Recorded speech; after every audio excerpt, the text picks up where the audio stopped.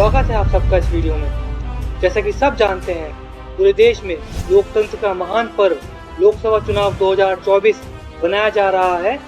एक बार फिर हमारे प्यारे देश भारत में सरकार बनने जा रही है। इस वीडियो का केवल एक ही मकसद है, कैसे अपोजिशन स्ट्रॉन्ग बने, फिर चाहे अपोजिशन किसी को भी सपोर्ट करे। क्योंकि अगर अपोजिशन स्ट्रॉन्ग नहीं होगी तो कौन सरकार के फैसलों पर, नीतियों पर, खर्च पर सवाल उठाएगा। कोई भी सरकार अथॉरिटेरियन ना बन जाए, इसके लिए अपोजिशन का मजबूत होना भी बहुत जरूरी है। और हमारे देश का दुर्भाग्य रहा है, आज़ादी से लेकर अब तक अपोजिशन कमजोर ही रही है। तो आइए देश के लिए काम करते हैं ना। सरकार तो बना ही लेंगे, आज नहीं तो कल। जनता पर किसी भी पार्टी का कोई कॉपीराइट नहीं होता। इस वीडियो में मैं आपसे बात करूंगा उन मार्जिनल लोकसभा सीटों के बारे में जो गारंटी के साथ कांग्रेस या इंडिया अलायंस जीत सकती है। तो पूरे भारत में टोटल ऐसी 366 मार्जिनल सीटें हैं जो कांग्रेस या इंडिया अलायंस जीत सकती है।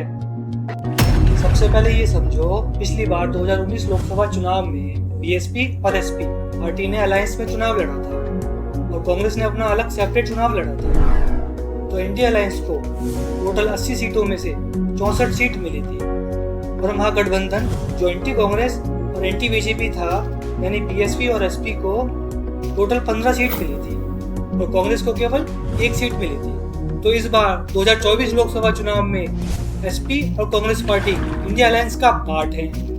मायावती जी अपना अलग से सेपरेट चुनाव लड़ रही हैं। जैसे कि सब जानते हैं, अब केवल 3 फेज बचे हैं जो 20 मई से लेकर 1 जून तक चलेगा। तो उन लोकसभा सीटों को हटा देते हैं जो हमारे हाथ से निकल गई हैं। तो अब केवल 122 मार्जिनल सीट हमारे पास बची हुई हैं जो कांग्रेस या इंडिया अलायंस आसानी से जीत सकती है। आइए इस वीडियो में केवल उत्तर प्रदेश को कवर करते हैं। तो पूरे यूपी में टोटल ऐसी 68 मार्जिनल लोकसभा सीट हैं जो गारंटी के साथ अपोजिशन जीत सकती है। अब 33 marginal seat phase 1, phase 2, phase 3 और फेज 4 में हमारे हाथ से निकल गई हैं। लेकिन 35 मार्जिनल सीट अब भी हमारे पास हैं जो गारंटी के साथ कांग्रेस या इंडिया अलायंस जीत सकती है।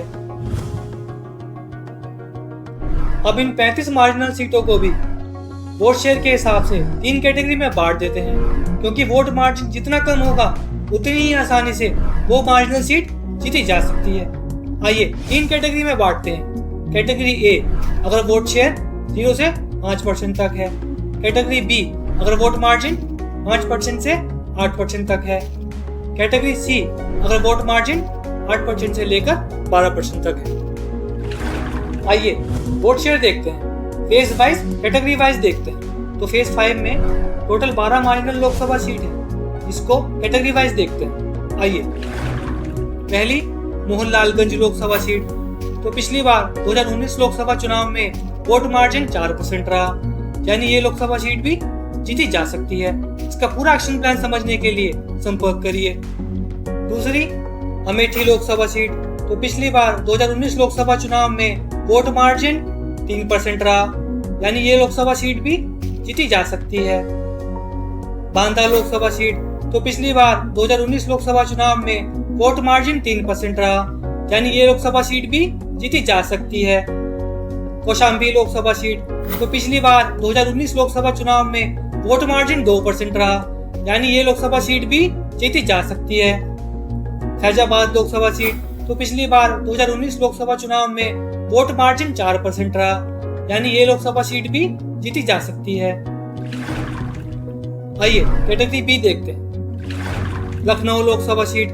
तो पिछली बार 2019 लोकसभा चुनाव में वोट मार्जिन 8% रहा, यानी ये लोकसभा सीट भी जीती जा सकती है। जालौन लोकसभा सीट। तो पिछली बार 2019 लोकसभा चुनाव में वोट मार्जिन 8% रहा, यानी ये लोकसभा सीट भी जीती जा सकती है। हमीरपुर लोकसभा सीट। तो पिछली बार 2019 लोकसभा चुनाव में वोट मार्जिन 8% रहा, यानी ये लोकसभा सीट भी जीती जा सकती है। बाराबंकी लोकसभा सीट। तो पिछली बार 2019 लोकसभा चुनाव में वोट मार्जिन 7% रहा, यानी ये लोकसभा सीट भी जीती जा सकती है। आइए कैटेगरी सी देखते हैं। रायबरेली लोकसभा सीट। तो पिछली बार 2019 लोकसभा चुनाव में वोट मार्जिन 9% रहा, यानी ये लोकसभा सीट भी जीती जा सकती है। गोंडा लोकसभा सीट, तो पिछली बार 2019 लोकसभा चुनाव में वोट मार्जिन 10% रहा, यानी ये लोकसभा सीट भी जीती जा सकती है। फतेहपुर लोकसभा सीट, तो पिछली बार 2019 लोकसभा चुनाव में वोट मार्जिन 11% रहा, यानी ये लोकसभा सीट भी जीती जा सकती है। आइए फेज 6 देखते हैं। तो फेज 6 में टोटल 11 मार्जिनल सीट हैं, जिसको कैटेगरी वाइज देखते हैं। आइए, पहली सुल्तानपुर लोकसभा सीट, तो पिछली बार 2019 लोकसभा चुनाव में वोट मार्जिन 1% रहा, यानी ये लोकसभा सीट भी जीती जा सकती है। दूसरी श्रावस्ती लोकसभा सीट, तो पिछली बार 2019 लोकसभा चुनाव में वोट मार्जिन 0.4% रहा, यानी ये लोकसभा सीट भी जीती जा सकती है। बस्ती लोकसभा सीट, तो पिछली बार 2019 लोकसभा चुनाव में वोट मार्जिन 1% रहा, यानी ये लोकसभा सीट भी जीती जा सकती है। संत कबीर नगर लोकसभा सीट, तो पिछली बार 2019 लोकसभा चुनाव में वोट मार्जिन 2% रहा, यानी ये लोकसभा सीट भी जीती जा सकती है। जैनपुर लोकसभा सीट, तो पिछली बार 2019 लोकसभा चुनाव में वोट मार्जिन 4% रहा, यानी ये लोकसभा सीट भी जीती जा सकती है।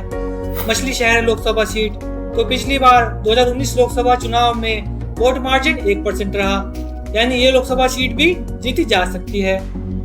भदोही लोकसभा सीट, तो पिछली बार 2019 लोकसभा चुनाव में वोट मार्जिन 2% रहा, यानी ये लोकसभा सीट भी जीती जा सकती है। कैटेगरी बी देखते हैं। प्रतापगढ़ लोकसभा सीट, तो पिछली बार 2019 लोकसभा चुनाव में वोट मार्जिन 7% रहा, यानी ये लोकसभा सीट भी जीती जा सकती है। फूलपुर लोकसभा सीट, तो पिछली बार 2019 लोकसभा चुनाव में वोट मार्जिन 8% रहा, यानी ये लोकसभा सीट भी जीती जा सकती है। अंबेडकर नगर लोकसभा सीट, तो पिछली बार 2019 लोकसभा चुनाव में वोट मार्जिन 6% रहा, यानी ये लोकसभा सीट भी जीती जा सकती है।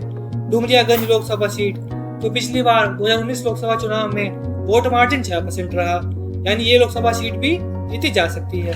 आइए कैटेगरी सी देखते हैं। प्रयागराज लोकसभा सीट, तो पिछली बार 2019 लोकसभा चुनाव में वोट मार्जिन 11% रहा, यानी ये लोकसभा सीट भी जीती जा सकती है। दूसरी लालगंज लोकसभा सीट, तो पिछली बार 2019 लोकसभा चुनाव में वोट मार्जिन 10% रहा, यानी ये लोकसभा सीट भी जीती जा सकती है। आइए फेज 7 देखते हैं। तो फेज 7 में टोटल 10 मार्जिनल लोकसभा सीट हैं, जो कांग्रेस या इंडिया अलायंस गारंटी के साथ जीत सकती है। कैटेगरी वाइज देखते हैं। आइए, बलिया लोकसभा सीट, तो पिछली बार 2019 लोकसभा चुनाव में वोट मार्जिन 1% रहा, यानी ये लोकसभा सीट भी जीती जा सकती है। चंदौली लोकसभा सीट, तो पिछली बार 2019 लोकसभा चुनाव में वोट मार्जिन 1% रहा, यानी ये लोकसभा सीट भी जीती जा सकती है।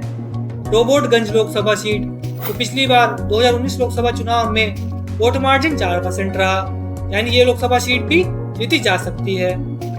आइए कैटेगरी बी देखते हैं। घोसी लोकसभा सीट, तो पिछली बार 2019 लोकसभा चुनाव में वोट मार्जिन 8% रहा, यानी ये लोकसभा सीट भी जीती जा सकती है।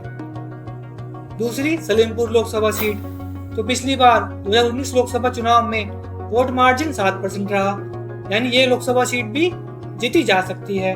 गाजीपुर लोकसभा सीट, तो पिछली बार 2019 लोकसभा चुनाव में वोट मार्जिन 6% रहा, यानी ये लोकसभा सीट भी जीती जा सकती है। मिर्जापुर लोकसभा सीट, तो पिछली बार 2019 लोकसभा चुनाव में वोट मार्जिन 8% रहा, यानी ये लोकसभा सीट भी जीती जा सकती है। आइए कैटेगरी सी देखते हैं। कुशीनगर लोकसभा सीट, तो पिछली बार 2019 लोकसभा चुनाव में वोट मार्जिन 11% रहा, यानी ये लोकसभा सीट भी जीती जा सकती है। बांसगांव लोकसभा सीट, तो पिछली बार 2019 लोकसभा चुनाव में वोट मार्जिन 10% रहा, यानी ये लोकसभा सीट भी जीती जा सकती है। तीसरी देवरिया लोकसभा सीट, तो पिछली बार 2019 लोकसभा चुनाव में वोट मार्जिन 11% रहा, यानी ये लोकसभा सीट भी जीती जा सकती है। अब क्यों हम इन लोकसभा सीटों को मार्जिनल सीट बोलते हैं? किस आधार पे हम आपसे बोल रहे हैं कि ये लोकसभा सीट जीती जा सकती हैं? स्विंग वोटर्स क्या होते हैं? कैसे स्विंग वोटर्स हमें चुनाव जिता सकते हैं? कांग्रेस या इंडिया अलायंस को क्या करना चाहिए चुनाव जीतने के लिए? ये सब हम आपको बताएंगे। आप वीडियो में अंत तक बने रहिए। समझने की बात यहाँ पर यह है चाहे कोई भी इलेक्शन हो, कोई भी राज्य हो, कोई भी लोकसभा सीट हो, अगर जीतने वाली पार्टी और अपोजिशन पार्टी के बीच जो विनिंग मार्जिन है वो 8% से लेकर 12% तक है, तो इस चुनाव को इफेक्टिव पोल डे मैनेजमेंट से जीता जा सकता है। अब कैसे जीतना है, क्या करना है, इसकी सारी स्टेप्स हम आपको बताएंगे। सबसे पहले ये समझते हैं 3 तरह के वोट बैंक होते हैं। जैसे बीजेपी का कोर वोट बैंक, वैसे ही कांग्रेस का कोर वोट बैंक, और तीसरा स्विंग वोटर्स। अब ये स्विंग वोटर्स मतलब ऐसे वोटर्स जिनका कुछ फिक्स नहीं होता किस पार्टी को वोट देना है। चुनाव वाले दिन जैसा माहौल ये देखेंगे, जैसा इनका मन होगा उस पार्टी का बटन दबा देंगे, क्योंकि इन्हें खुद ही नहीं पता होता किस पार्टी को वोट देना है। और चुनाव के आखिरी दिन तक इन्हें समझ ही नहीं आता कि इस बार किस पार्टी को वोट देना है। इन स्विंग वोटर्स की संख्या पॉपुलेशन और लोकसभा क्षेत्रफल के हिसाब से लाखों में होती है। अरे अब भी समझ नहीं आया स्विंग वोटर्स क्या होते हैं? तो 5 सेकंड की एक क्लिप देखिए, क्योंकि स्विंग वोटर्स मतलब कंफ्यूज वोटर्स।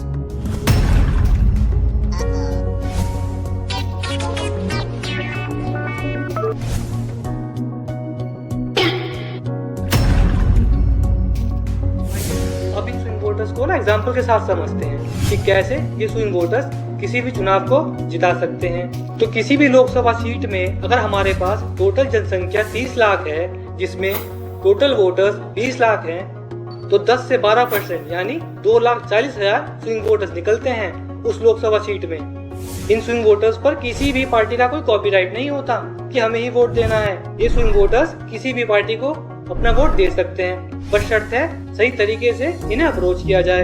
अब आप बोलेंगे इतने सारे स्विंग वोटर्स को टारगेट करने के लिए बहुत सारा टाइम और संसाधन चाहिए। तो ठीक है, मान लेते हैं आपकी बात। तो इन टोटल स्विंग वोटर्स के आधों को तो टारगेट किया जा सकता है, इतना तो हमें करना ही पड़ेगा अगर चुनाव जीतना है। तो तभी तो हम कैंपेन कर रहे हैं, वरना कैंपेन का क्या फायदा?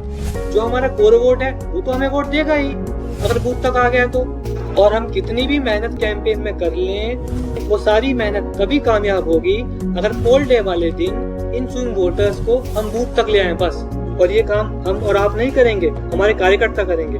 अब कैसे करेंगे, इसके सारी स्टेप्स हम आपको बताएंगे। और ये स्विंग वोटर्स बहुत इंपॉर्टेंट होते हैं, किसी भी चुनाव का नतीजा बदल सकते हैं। और अगर हम इनको टारगेट नहीं करेंगे तो बीजेपी कर लेगी।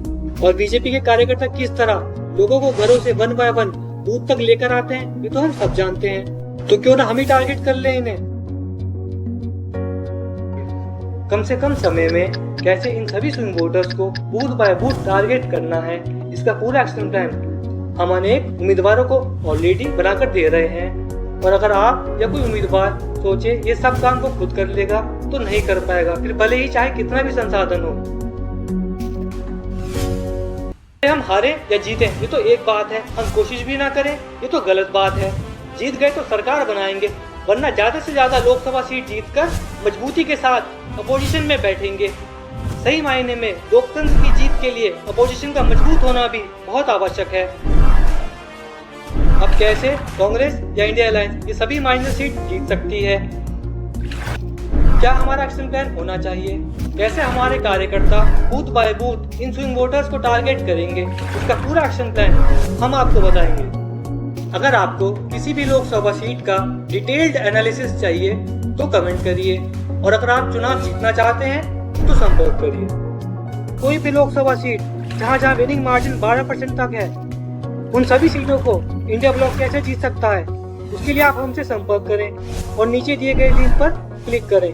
अगर ये वीडियो आप सब तक पहुंच गया है तो समझ लो आप आधा चुनाव जीत गए हो।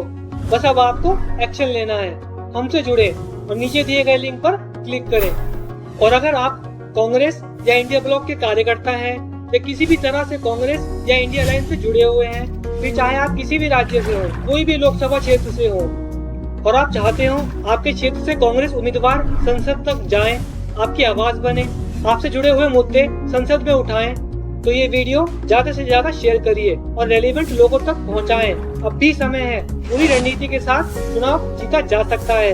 कोई भी लोकसभा सीट जहां वोट मार्जिन 12% तक है, उन सभी सीटों को कांग्रेस या इंडिया ब्लॉक जीत सकती है, क्योंकि यहाँ कोई मोदी लहर काम नहीं करती, यहाँ काम करती है रणनीति। आइए मिलकर काम करते हैं।